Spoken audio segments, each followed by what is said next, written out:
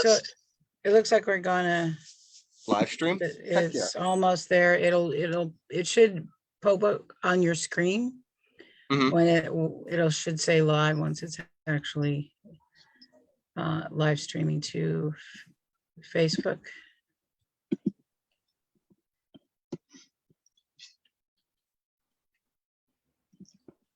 All right. I think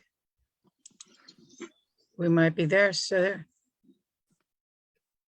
Heck yeah, I guys. think, yeah, I think we are there. I think we are live streaming right now. So let's Without further ado.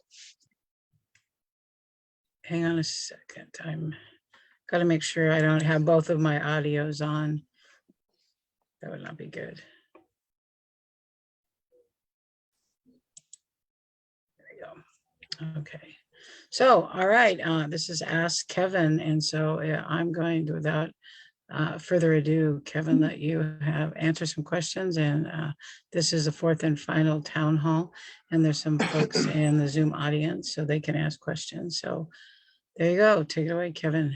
Awesome. Well, welcome guys to, like she said, the fourth and final town hall. I have been learning a bunch of stuff for the last three. The first one was homelessness. Second one was the environment. And the third one was diversity in our community. I've been privileged enough to learn about this stuff, and hopefully I can have some questions from the audience and, you know, answer some things that I learned. Any takers? Before I just start spouting? Why don't you answer a few questions? And then some that you've already gotten, that you've received, and then let us join. Awesome. So when we put out my Ask Kevin, when I was out on firefighting, it was, you know, what are your major policy points that you're really important? I got two responses back from my lovely constituents. One was my grandma and one was from somebody out in Glide, Robin Schindel. Their biggest things were the environment and the economy, and of course, making sure that they're growing older was always secured. Things that are personally important to me that I've brought up were homelessness. You know, there needs to be a Bill of Rights. The end goal needs to be homeless people in houses. I mean, stop mismanaging hopelessness, and we need to start addressing it.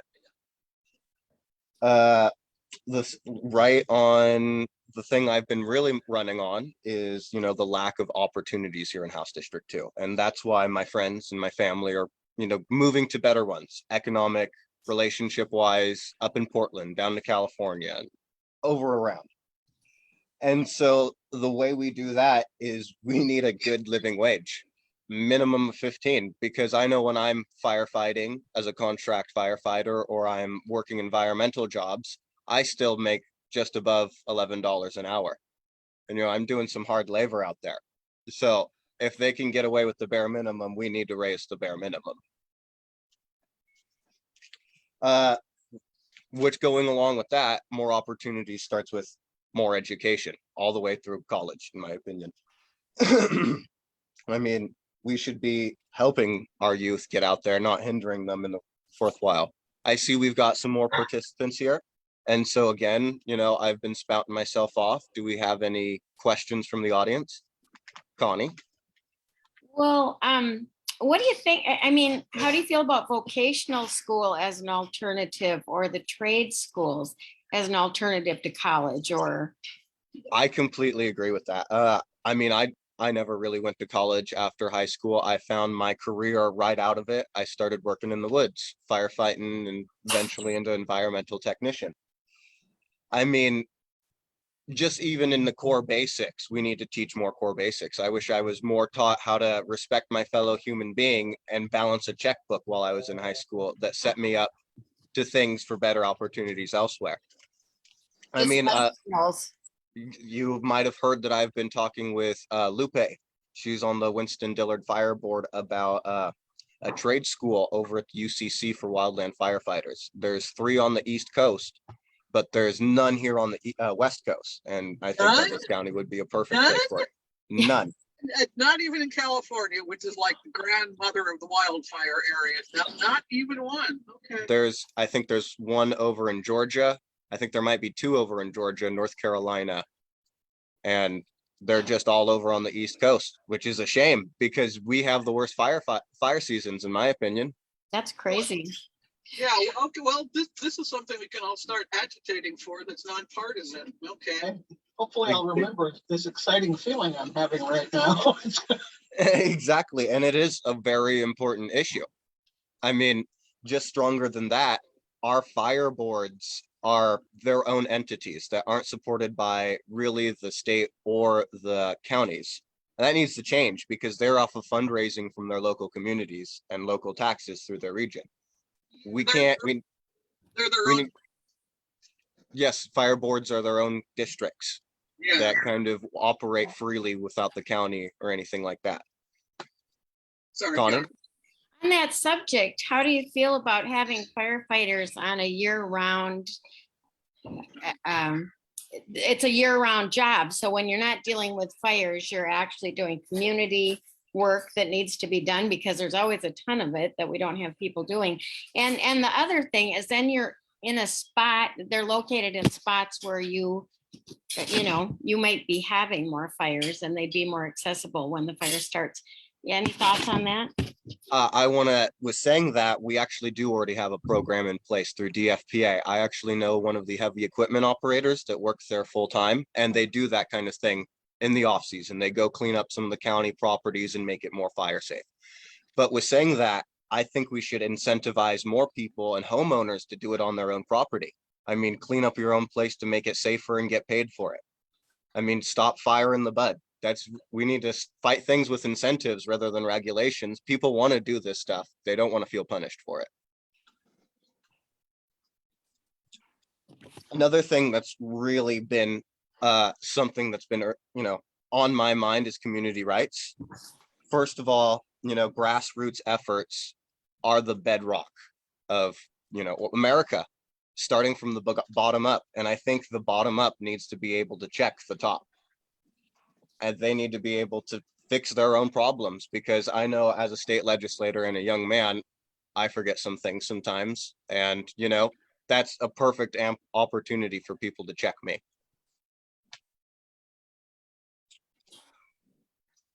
And since we're on the topic of firefighting, I'll switch over to the environment.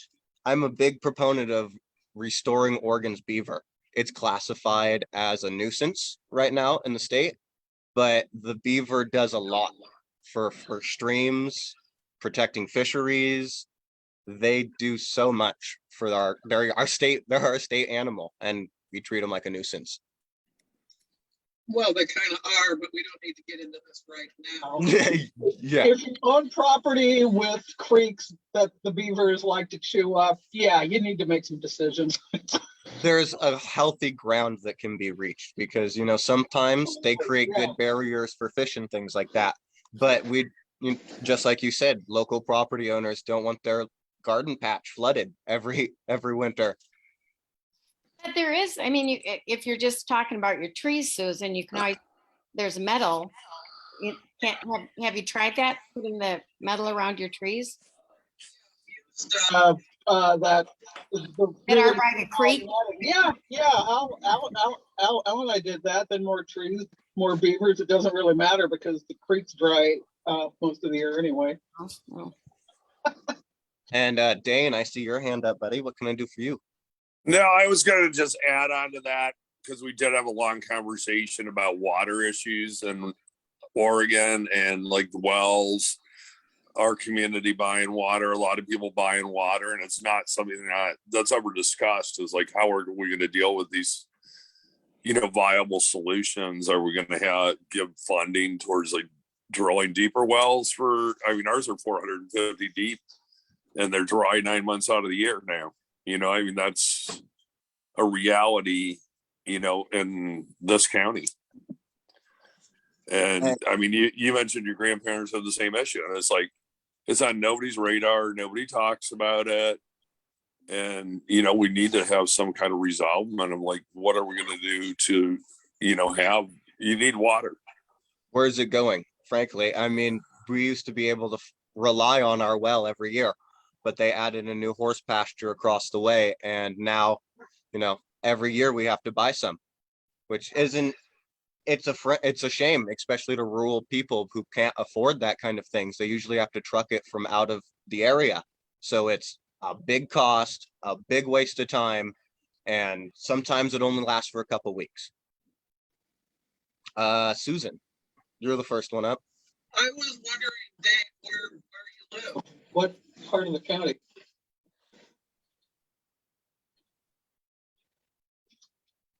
Dane, that was for you. She was Dane? wondering where you lived, what part of the county. We live up near Yoncalla. We're just outside of Rice Hill. But I would say a majority of people up here at, the water truck, they have to supplement their wells with water and buying water. They get most of it out of Oakland. I know one of the water trucks, I think there's only 2 that service this area now. And, I think Roseburg had shut them off 2 years ago.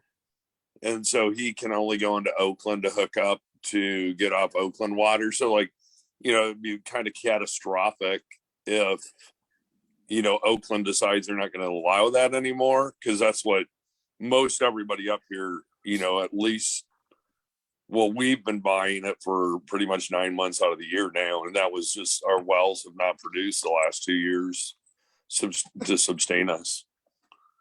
Does that answer that question?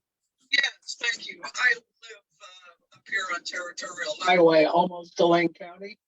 And when we first got the place, they told us the well was 40 feet deep. Since then, I've learned that it's 20. And I do kind of wonder about this every now and then, but I still have plenty of water. So, but being from California, I visit down there fairly frequently. And yeah, we should be more proactive than they have managed to be, shouldn't we? Yeah, Hi, Richard. definitely.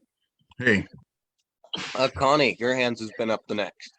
Had several questions, but okay, I'm gonna start with this one.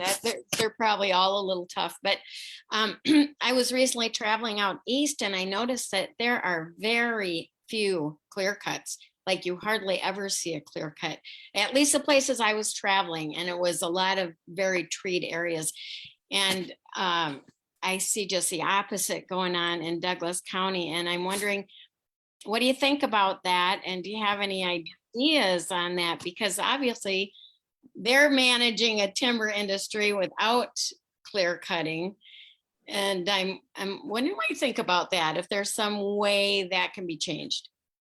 Well, Oregon and the Pacific Northwest is the carbon bank of the entire world. Let's start right there. And you're right. We need an effective way to make sure we don't release the carbon, but make sure we don't keep loggers out of the forest. And an effective way to do that is managing your cutting and finding where to selective cutting. It's been proven, it puts more board, money in people's pocket and board feet in the timber. And, the West has been the place of really just using our natural resources. And that's why we have to replant, but not just replant, but we have to focus on the ecosystem when we replant different species and not just this one type of Douglas fir that produces board timber. We need actual timber. Any other questions? Because you said you had a couple. Well, I do, but Betsy's got her hand up. I'll wait in line. Okay, Betsy, you're next. Yeah, I was just going to say that, folks, if you haven't seen the town hall that we did that Kevin did on water and the environment and the fisheries, it talks about the beaver being declared a predatory animal. It actually we have a beaver expert in Douglas County, Stan Petrusky, right, who actually used to have a ongoing education system. So I think we really need to learn about the beaver, and I think you might be surprised, Susan, of how the beaver is actually better for the environment than no beavers. And it's a predatory animal that is certainly supposed to be our state animal, but it's only a predatory animal on private property. It has the different designation on public lands. So this is actually a power play by the timber industry to, not deal with the science of maintaining beaver habitat. But, so really, I strongly encourage folks who didn't see that, do that. But this is, and I agree with Dane, there's a huge issue about the water. And I think that's where the state legislature really plays a role. That thing talked about the issue Dane was talking about. It talked about the issue of Winchester Dam and the private lake for people who have vacation homes that are killing our salmon. I mean, I think this whole issue is a major issue, a lot of which does have the state legislature, so if you get up there, Kevin, I think you have a big, discussion, because, you're right. If people aren't discussing it, it's not just people on the right that aren't discussing it, right? And we've got to focus on it. I mean, we're the environmentalists for a reason. Susan, next in line. Oh, okay, yeah, I understand about the beavers and how you really need them for the environment, and seeing as the two creeks that used to flow year round on my property only flow in the winter when it might rain, it's not really an issue for me anymore. Oh yeah, the thing about the logging back east and what they've done. I read an article that says, I mean, they all log back east horribly, like they are here. I mean, worse even, because it was at the beginning of logging. And they've managed to notice all that's growing back, and they suddenly decided that it might be a good idea to get some kind of other logging thing going so they can have forest. Maybe they're watching us in the Pacific Northwest as we bulldoze down a lot of ours. So that could be something too. They look at it, they don't look at it as board feet as as our timber industry does. Sorry if this is rambling. I hope I made a point.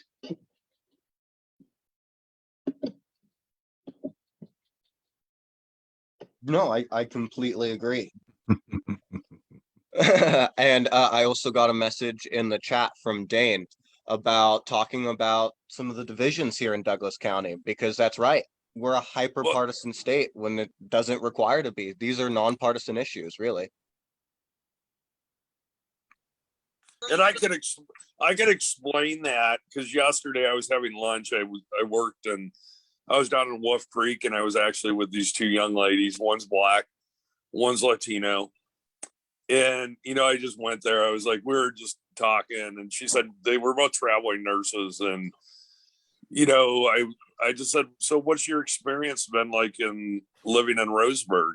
And they both just looked at me and they said it was horrible. And, why would somebody feel that way about our community?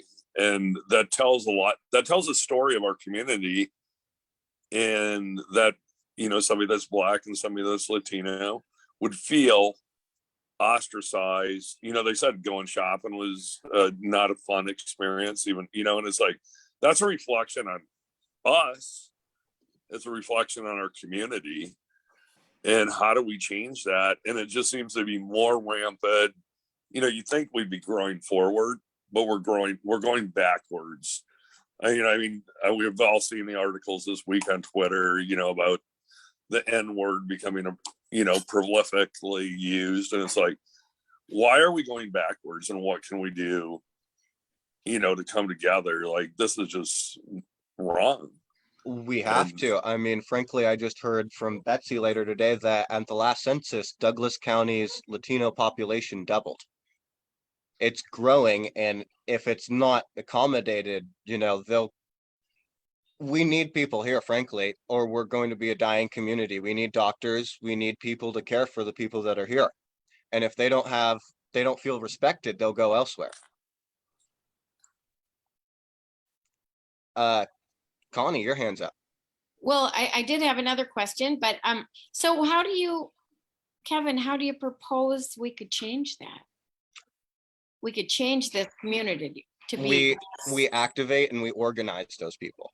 What requires is they need their voice out there. They need to step up just like we're doing, and saying this isn't right.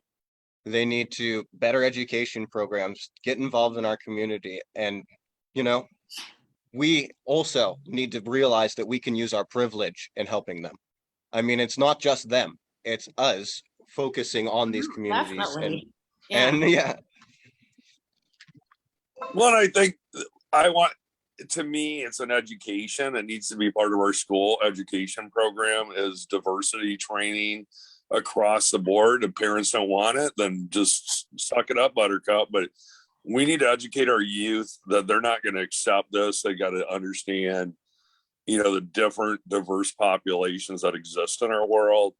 And we have a pause speaker program to focus on HIV, but why not have a person of color going in and talking about, their experience, somebody that, every different diverse population, and just educating the students so that they can know and what their feelings are like, if that young lady went in and told her experience, I think it would help the youth and maybe they could change the parents' view.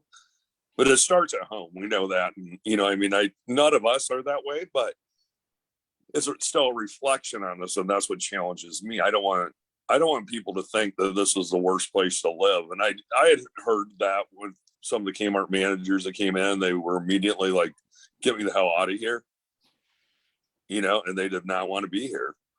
And that, but that was 25 years ago. Now this is, still 2022 and people still feel that way. And that's just, so I think it definitely what you said, Kevin, but I think it has to start. We have to force an education program in our schools that teaches diversity and,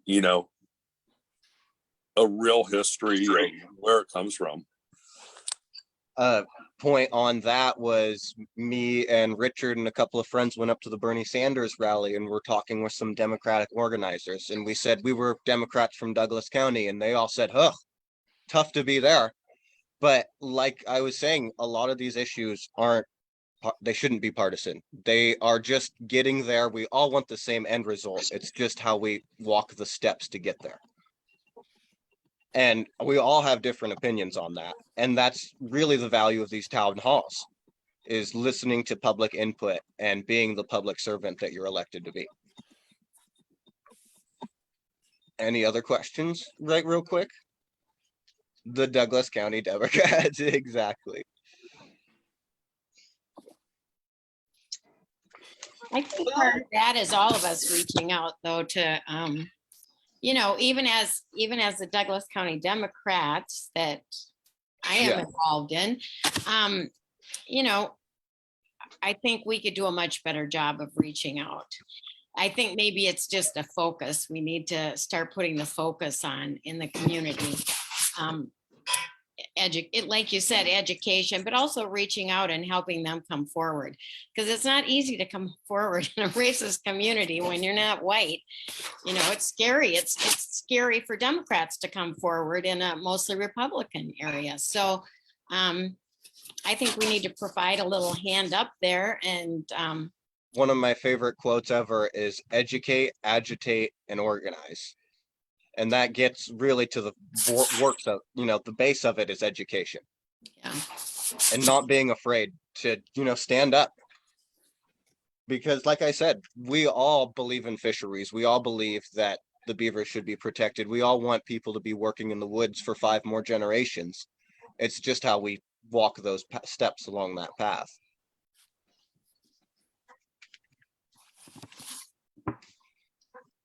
I think the big problem down here in Douglas County is the Little cabal that keeps electing each other to the county commissioners and the other county posts. And until we can somehow do something about that, I think all the rest of this stuff, while it's really important, it just isn't going to happen.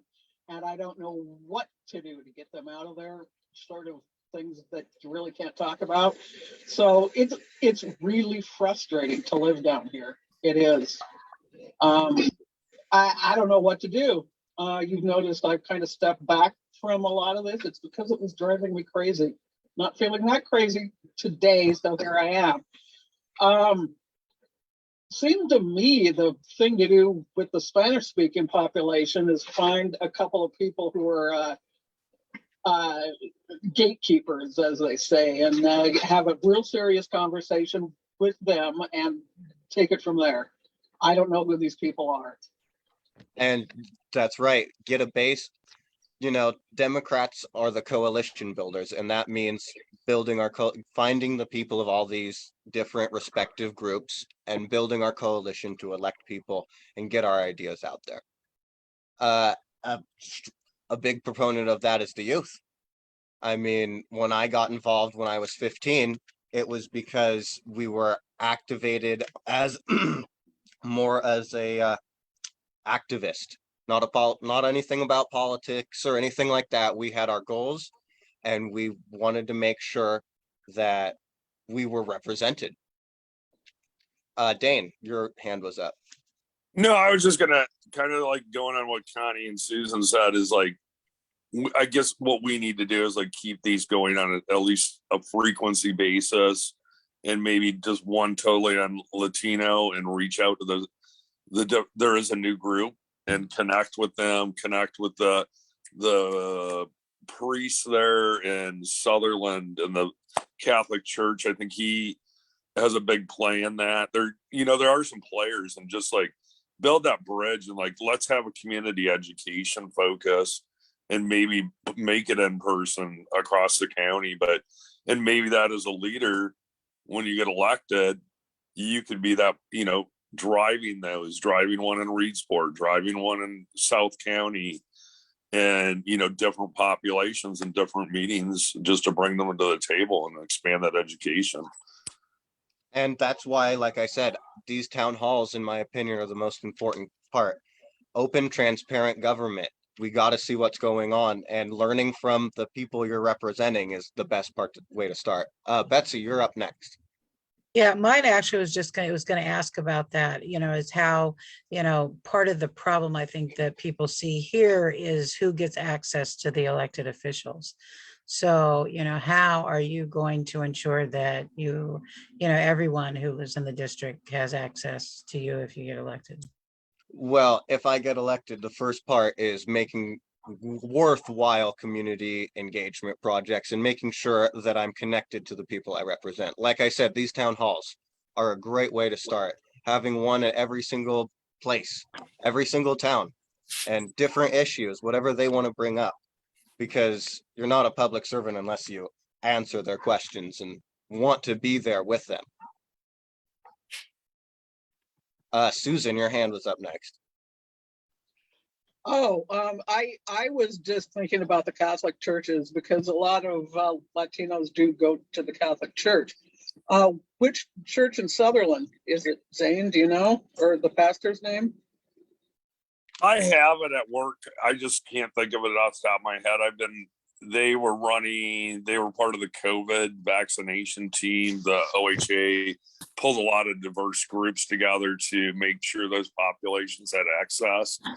There's a gentleman up in Oakland that runs a farm and has a lot of migrant workers. They used to come into Kmart, ship their money. I was aware of that, but he could maybe be the voice of like pulling that community in. But I know that priest drives a lot of the communication with the Latinx population. Okay. So that might be. Okay. And then I can't think of the new group, but they are just getting rolling and, trying to organize I think more of a social network for Douglas County's Latinx population. And so, I think we could do anything we could do to support them, but I could get those names to Kevin too. Okay, yeah, that would be really helpful because people aren't moving to Douglas County. I mean, I'll just say this. Seems like maybe more Latinos move to Douglas County than white people's. And so we might want to get in touch with them for organizing and actual democracy.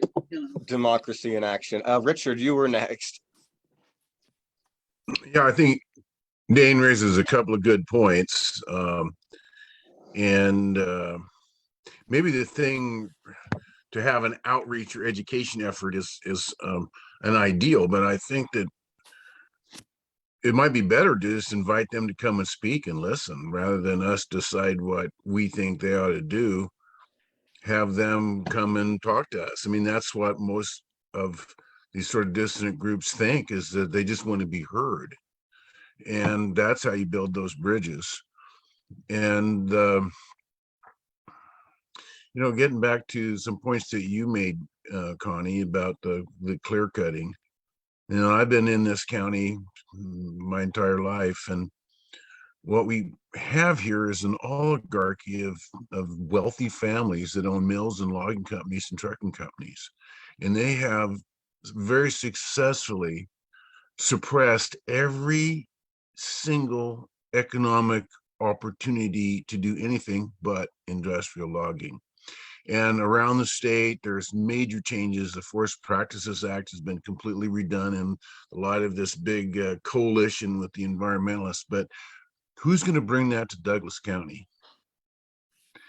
And east side, I don't know where you were, but in the east side, it's a completely different kind of forest, and it does respond to thinning. And clear cutting is a disaster. I'm afraid Douglas County is just going to ignore everybody, continue to whack everything, and when it's all gone, throw their hands up and say the environmentalists did it. And they've done this in the past repeatedly, and they'll do it again. But the real issue is always at the fundamental, it's economic, and all fascists need someone to piss down to. And in this county, we don't really have a lot of colored people. We do have Latinos, and we have environmentalists, and we are the enemy. And it's personified in the Democratic Party asking questions. The workers are really under the thumb. But the trouble is, for the industry, is that there's less and less and fewer workers. And there's more and more younger workers out there going, how much longer are we going to do this? So the industry is terrified, and they're working at various different political mechanisms to get into the BLM, to get back in the Forest Service. And it's always only industrial management of clear cutting and reforestation. And to challenge that, you're going against the holy grail of the foresters that control the discussion. And I've been involved in this stuff my entire life, and I can take you to the times and the places and show you, but it's all an anecdote if you don't have a degree from Oregon State University that's saying you're a forester. I really don't know what to do. We need to organize. I think there's 4 political parties in Douglas County. There's the mainstream Republicans, and the timber industry operates by and through them, electing county commissioners that basically kiss their boots. The county commissioners for generations have been sock puppets for the clear cutters. Then there's the right-wing QAnon maniacs, of which there's a growing population of the extreme right in Douglas County, and the mainstream Republicans and the QAnon Republicans fight. Then there's a huge chunk, and a lot of the young in the middle that really truly don't care, don't figure they can make any difference, and don't participate. And then there's the Democrats, and we are the party of the future. We are the party of sanity. We are the party of inclusion. And that's the message we just need to get out there. And I think we're doing better. And I think that your candidacy, Kevin, is enlightening, that the younger people, and the people, when I say younger, I mean people in their 20s and 30s, that they can and should be involved. And so we need to keep strumming that particular chord. But it always gets back to the money. And the money is in the hands of a handful of people. And you read the News Review. I mean, it's clearly a pro-timber, right-wing Republican news organization, and they'll print our letters. But you take a look at what's coming out here right as the elections are coming, and they are our opponents. And that is a big handicap that we have in this county, is that the news media, I mean, the Beacon considers the News Review left-wing, liberal media. And in this county, maybe they are, I don't know. But we got to keep doing what we're doing. I look forward to reorganization and a discussion of how to accomplish this stuff and how to create opportunities for the community to participate and perceived success can be reached through the Democratic Party. Speaking of success, I was also hearing at the Bernie rally, Jerry Rust was bringing up reforestation cooperatives. Can you touch a little Yeah. bit about that since you were, previously used to be involved, Richard? Yeah, Jerry and I have talked a couple of times about what happened at the worker-owned co-ops were extinguished by the state. And basically what happened was, here's a bunch of, young hippies going out on these clear cuts. Well, the Golden Rockets, I mean, we're all a bunch of loggers and we're out on these clear cuts going, who in the hell laid this out? Why did they do this? Why are these clear cuts over here like this? Why did, and we'd go back to the same units over and over and over and over and over and over and over again. We went down on tiller units 10 times, the same units, because it never should have been logged. And when we started asking questions, and then Jerry Rust got elected county commissioner in Lane County, bang, we're all illegal. Can't do that anymore. If you're an employer, we were paying. If we were an employee, we were paying. We didn't have insurance, boom, they made the worker-owned co-ops go out of business. And then the activists became earth firsters and started, driving spikes and raising hell. Previously, we had a venue to do something about it. So what Jerry was talking about is that we need to stand back and take a look at the whole co-op concept and how we can write new legislation that would make worker-owned co-ops and farm and community co-ops legal and viable. And at the Bernie event there, he came up and we talked for just a minute and he said, whatever happens in these elections, win, lose, or draw, we need to get together and spend a day or two to sit down and really brainstorm about how worker-owned co-ops and reforestation and increasingly firefighting companies can be reestablished, and that local co-ops for everything from dairy products to sawmills or whatever can be created, and that we build a co-op system and bring that forward at the legislature. So I look forward to talking to Jerry and see what he's got up his sleeve, because and I think this is where this is a big mistake that the Rockets made. A bunch of semi-derelict hippies were making $40,000, $50,000 a year, good livings, planting trees and working in the woods. But we didn't want to tell anybody. We didn't want competition. And so we never really mounted an economic argument for our existence. But when we started questioning clear cuts, they put us out of business. I know some firefighters who'd start a co-op right now. Betsy, you're the next questionnaire.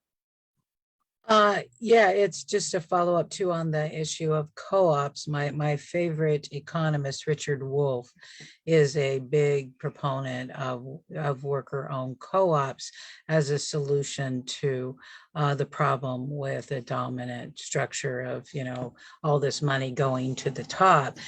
And so it would seem to me that Douglas County, House District 2 would be a prime place to, make sure. We do have some co-op laws in the state of Oregon, right? There's rules, but maybe that is something that, the state legislature could really promote. They could promote it. I agree, not, and like Richard said, not just on but farm co-ops. We need to have our own agriculture here. How are we going to do that with the cost of land? Co-ops may be a solution, to get people interested in doing the hard work of farming. So anyway, that's my 2 cents. Actually, that's a whole nother issue, is land trusts. And I'm not going to say anything here now, but we desperately need a land trust in this county to buy and control land. The timber's eternal. Our lifespan is, I'm increasingly aware, it's a puff of smoke, but the land's going to be here a long time. And I'm looking around, and property that's been in family hands for years gets sold to some outsider who probably comes in and clear cuts it. And so that's been something we've discussed too, but And land trust also is a way to develop permanent affordable housing that's controlled at the local level. So land trusts are an issue that we should look at the rules. And I started to be in a statewide group a little while, about 6 months ago, looking at land trust on affordable housing issue, how to solve that. So yeah, those are the kind of things that, again, the state legislature could do something to ensure that they work, to the benefit of the people. by the way, nice background, Susan. I love it. Is there anything else I can have? Yeah, I know you're a Democrat, and I'm just wondering, do you support a woman's right to choose and a right to birth control? And is that something you'll fight for? Of course it will. It's enshrined in Oregon state law, and it should be, because frankly, reproduction healthcare is just frankly healthcare. And with saying that, we should all be careful with the government telling us what to do. We should be careful with the government trying to take our things. We should be careful with the government trying to control our bodies. We are our own free individuals, and we know best for them. Thank you. Of course. Okay, and I do have one other question.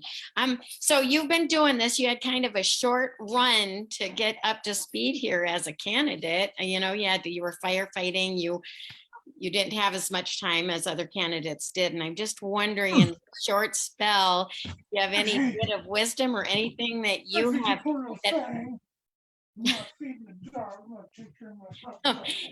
Richard, can you mute yourself?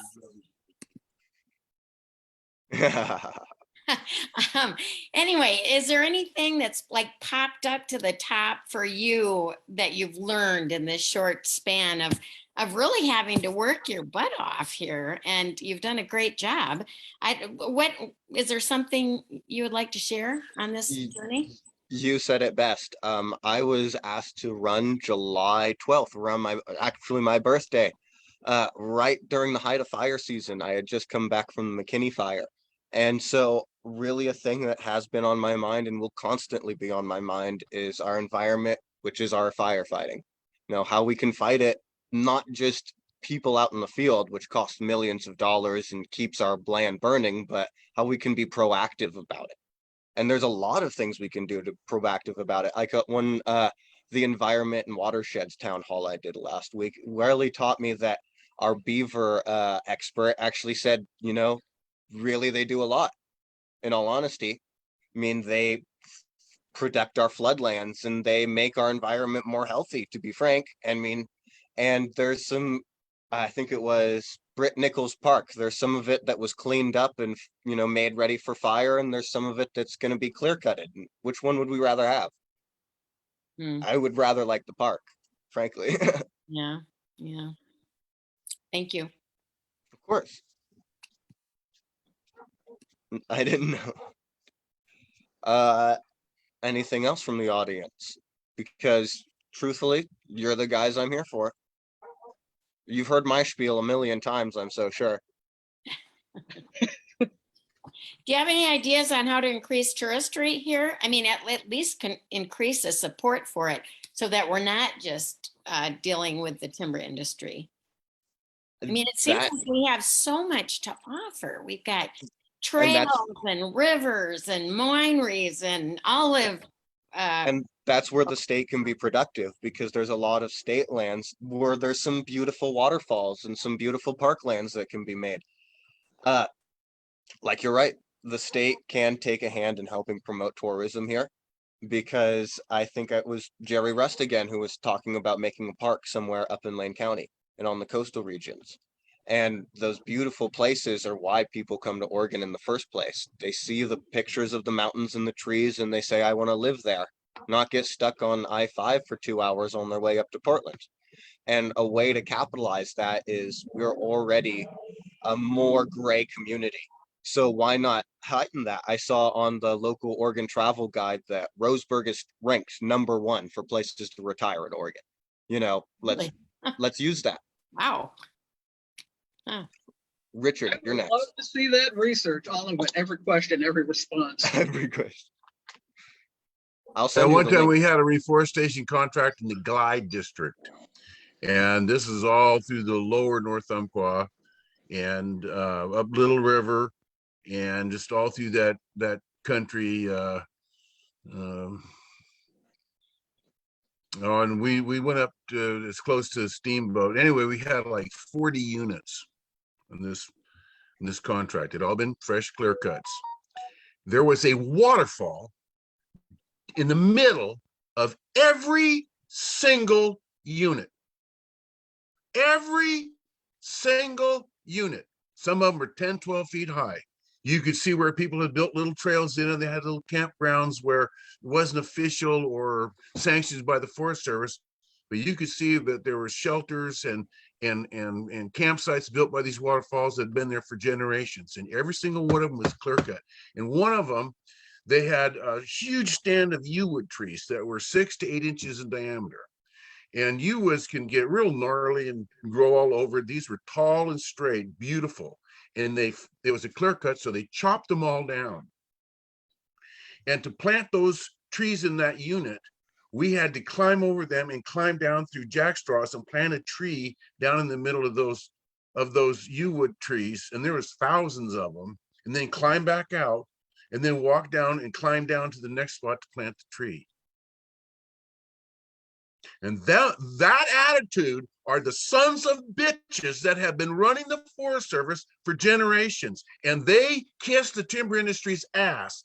There was oral bidding on the clear cutting on the units in the National Forest for 16 years. 16 years this went on, where they would have an aggregate bid. And the Forest Service would go out and cruise and then have certain percentages of all these different kinds of trees. Well, the tree they were hunting for was a Doug fir. And so the Doug fir in those days was running 150, 160, 1,000. So they'd bid them 130. But then they'd find Shasta red fir and incense cedar and these real off species that are a tiny percentage of the total volume on the unit. And where they were selling for, in those days, incense cedar was selling for 65 1,000. They'd bid them $85,000 1,000. And so they'd add them all up, and the aggregate bid was deformed by these off species. And when we go out there and plant trees, I mean, I went on one unit and there was like 3 units in a row, and every single incense cedar on the unit was laying over a stump and smashed. And I was, what in the hell am I looking at here? And I was in a bar with Roy Keane, and he explained it to me that's how they bid. That's how they bid. And so some pencil neck accountant in DC started adding it up. Well, golly, we got this much money bid, but we only got this much money because those off species were smashed up and left in the woods. And when it didn't add up and it was the tune of billions, bingo, we're not doing that anymore. And you know who walked away with the goodies? Kenneth Ford at Roseburg Lumber Company. Then they started oral bids, and Roseburg Lumber Company drove the price of those bids up and up and up and up and put other companies out of business until the spotted owl came along. That's the economic forces in this county. And that's tourism. They maliciously went out and destroyed places of beauty so it wouldn't be protected. Falcon Creek Road down in Tiller. That road was built in 1964, the year after the wilderness bill came in. And that's one of the units that Golden Reforestation went down there year after year after year after year to do reforestation. It never worked because it was such high elevation and it was such rocky ground that you had a week or 10 days when you could get in there and actually plant trees that would grow. And if you're a little bit this way, and if the trees weren't right, they all died. Come back next year. We'd plant those trees in there for $1.65 a tree. I'd plant 80 trees. And that's what we can do at the state level is, you know, well, at the state level, the part of the problem is you have the Forest Service and the BLM and the private ground, the company ground, and then private investor ground. And they're all 3 different universes and they don't communicate. And what we need is landscape management regardless of ownership. And that's what we need.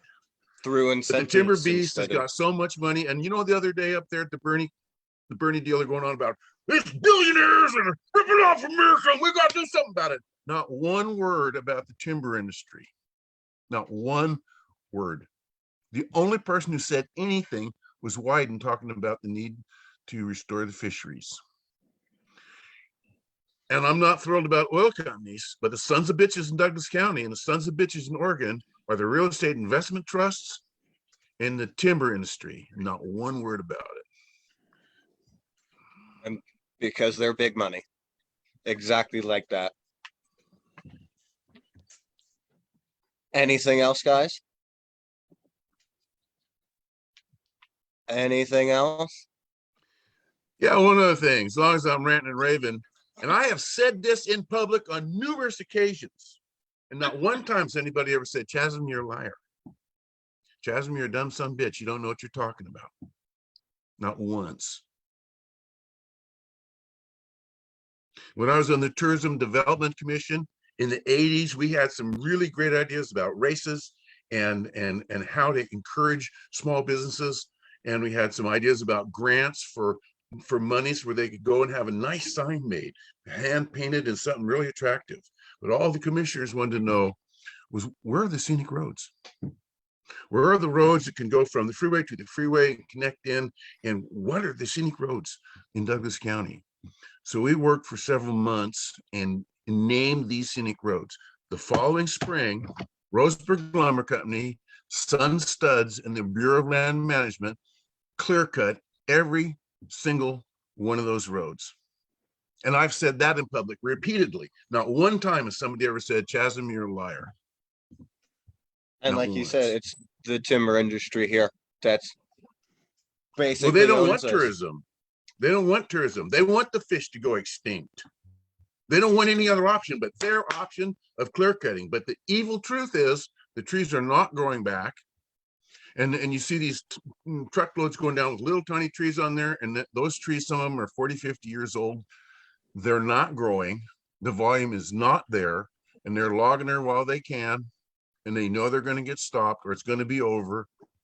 Till then, we're taking our cut and to hell with you. Thank you. Betsy is next on that list. Yeah, I just want to know if you have some kind of final wrap up, about what a state legislator can do, because although I don't disagree with Richard says, that's not much in the purview of the state government. These BLM, Forest Service are all federal management. So, in promoting tourism, there's a role, but in managing federal forests, there is not. So if you're looking at job development, besides the stuff that you've named, maybe, what kind of ideas would you want to bring forth in the state legislature?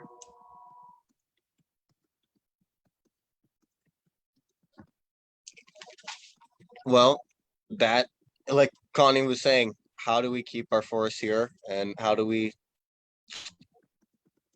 I'm sorry, a train's going by, so it's kind of distracting me at the moment. Let You me know- chime in here. Of I don't course. agree with that statement at all, Betsy. It gets down to the same thing. Who gets logs? And I've been saying this for years too. If they wanted to get into federal timber, make a deal. And that does occur at the state level. We do have contact with federal legislators. We do have powerful US senators. And if you want to cut BLM timber, we want adjustments on the private ground. And if you don't want to make the adjustments, if it's going to my land, no, do the goddamn what, then go broke. It's called capitalism. But if you want federal timber, you got to make a deal. And if you don't want to make a deal, go ahead and die. Well, certainly the state could inject itself in a three-way deal. I wouldn't disagree with that. The state legislature could do that. So that certainly would be one option. But we need to look forward and what can happen now with what we have, what changes can be made, what role can a state legislator do in this regard? Because it does impact tourism. You know, the drive up the North Umpqua is much different than it was 3 years ago. You know, so those people who come here for the beautiful tourism, you know, they're not going to come here for what that looks like now. So what can the state legislature do? You know, from my personal experience, I'm not too, informational about that subject. But what I can do is make sure I'm part of the conversation and make sure the conversation is transparent to the people of my district. I mean, my government experience is none. And my government experience in the future is talking to professionals and making sure that the professionals are listened to.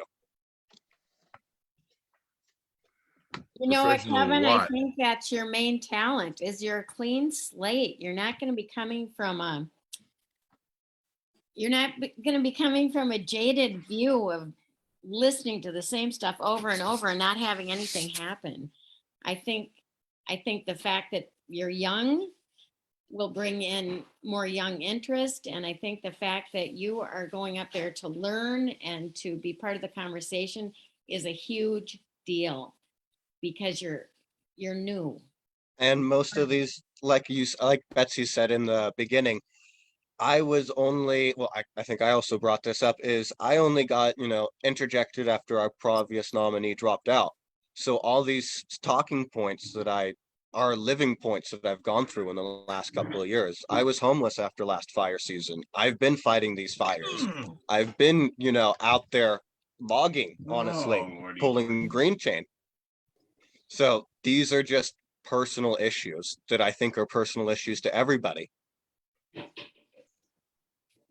Do we have any more questions, guys? Because we're reaching our hour time frame here. So, Thank you. of course, that's what I'm here for. Susan, come on. What? What do you want? Your attention. Well, you've got that. All right. How about you, Dane? Adam, any questions? I put mine in chat. Just thanks, Kevin, for putting yourself out there and doing these town halls. I think, we need to, as a group and as a Democratic Party, we need to continue I know Betsy has done a good job trying to do that, and we need to support her and just continue this education because there's a lot of things we didn't touch on, like, recruiting real jobs to replace the forestry in Douglas County. That's why our youth leave. There's nothing sustainable here unless you're going to go into medical and work for Mercy, or if you're going to work as a logger. There's not a lot of sustainable industry here. And we need that. We need companies to want to think about coming here. It's a great place, not just to retire, but raise your children, but you got to have sustainable living to be able to do that. But thanks for putting yourself out there. I appreciate being a part of this. Susan, I saw your hand go up. Yeah, a while back there was some talk of getting a recycling center here in Douglas County somewhere. With an eye towards it being a major one because it's right on the interstate, et cetera, et cetera. I think those of us who participated in those conversations thought it was a great idea, but we all have a lot on our plate anyway. Is that something if we or somebody came up with some kind of plan you'd be willing to work on? Of course. And that's one of the major planks is we need opportunities here. Okay. And I'd Yeah. be listening to anybody who comes up with an idea for economic and social change here. Okay. Does anybody else remember those conversations or is it just me? Come on. Come on. Okay. You're muted, Adam. No. There were only a couple because it's a huge thing. It's something you would devote your life to. Yeah. On down the ballot, Richard, Betsy, any last questions? Not for me, but I just want to say, ditto to what Dane said, thank you very much for stepping up to do this. It is really hard to put yourself out there just the work, as you well know now, to do this and be willing to also be very open to a variety of ideas, not just the Democratic Party ideas. So thanks. Well, I represent more than just Democrats, I hope. Anybody else before the class is dismissed? Well, I want to thank you all for coming to my last and final town hall. Ask Kevin. If you have any other questions, I still have my other 3 up on Facebook and my YouTube channels. Environment, diversity, and, waterways. Please, if you need anything else, you've got my email. You guys have a good night and have a safe Sunday. You too. Thank you, Kevin. Thank you.